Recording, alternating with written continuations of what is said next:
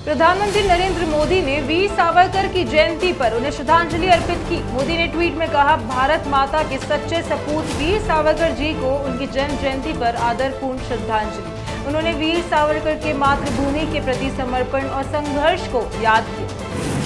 गृह मंत्री अमित शाह ने वीर सावरकर के गीत अनादि में अनंत में को महाराष्ट्र सरकार द्वारा स्थापित छत्रपति संभाजी महाराज राज्य प्रेरणा गीत पुरस्कार 2025 से सम्मानित किया। यह गीत सावरकर ने मार्सिले में ब्रिटिश बंदीगृह से भागने के प्रयास के दौरान लिखा था, जो उनके अद्वितीय साहस और मातृभूमि के प्रति समर्पण का प्रतीक है।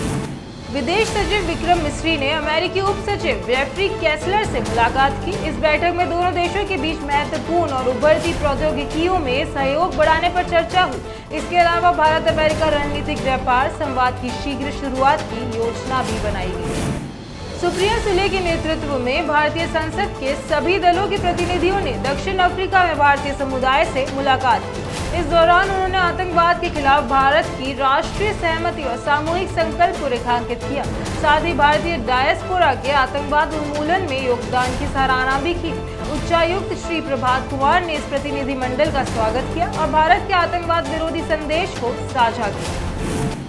वित्त मंत्री निर्मला सीतारमण ने राज्यों से डिजिटलाइजेशन में तेजी लाने की अपील की है।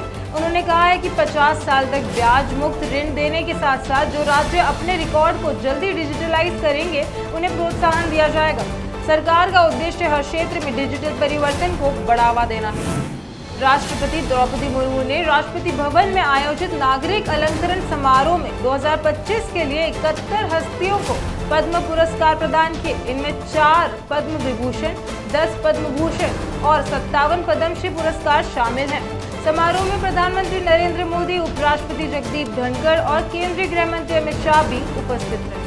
कांग्रेस सांसद शशि थरूर ने पनामा में भारतीय समुदाय से मुलाकात की। उन्होंने भारत के आतंकवाद विरोधी रुख और पाकिस्तान द्वारा प्रायोजित आतंकवाद की निंदा भी की। थरूर ने कहा, भारत लगातार दर्द, शोक, घाव और नुकसान सह रहा है। दिल्ली की मुख्यमंत्री रेखा गुप्ता ने शालीमार बाग विधानसभा क्षेत्र में कई विकास परियोजनाओं का उद्घाटन किया। इसमें नवनिर्मित फुटपाथों का उद्घाटन भी शामिल है, जिससे पार्क में आने जाने वाले नागरिकों को अब सुरक्षित और सुगम मार्ग उपलब्ध होगा।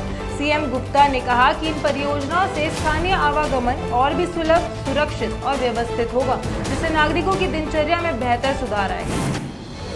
मध्य प्रदेश के मुख्यमंत्री मोहन यादव ने भोपाल के शिवाजी नगर स्थित महिला पॉलिटेक्निक कॉलेज का दौरा किया और छात्राओं से संवाद किया। उन्होंने कॉलेज में आयोजित कौशल विकास आधारित प्रदर्शनी का अवलोकन किया और छात्राओं की प्रतिभा की सराहना की। सीएम यादव ने कहा कि प्रदेश की बेटियां अपनी मेहनत और समर्पण से समाज में नई पहचान बना रही हैं, जो राज्य और राष्ट्र के विकास में महत्वपूर्ण योगदान दे रही है। उत्तराखंड के मुख्यमंत्री पुष्कर सिंह धामी ने देहरादून में आयोजित अहिल्या स्मृति मैराथन एक विरासत एक संकल्प कार्यक्रम में भाग लिया। उन्होंने मैराथन का फ्लैग ऑफ किया और युवा प्रतिभागियों के साथ दौड़कर उनका उत्साहवर्धन भी किया। सीएम धामी ने कहा कि ऐसे आयोजनों से फिट इंडिया मूवमेंट को बल मिलता है। हरियाणा के मुख्यमंत्री नायब सिंह सैनी ने राज्यसभा सांसद सुभाष बराला के साथ जाट समाज के गणमान्य जनों से मुख्यमंत्री आवास पर मुलाकात की। इस अवसर पर जाट समाज से संबंधित विभिन्न मुद्दों पर विस्तृत चर्चा हुई। सीएम सैनी ने समाज के विकास और कल्याण के लिए सरकार की प्रतिबद्धता व्यक्त की।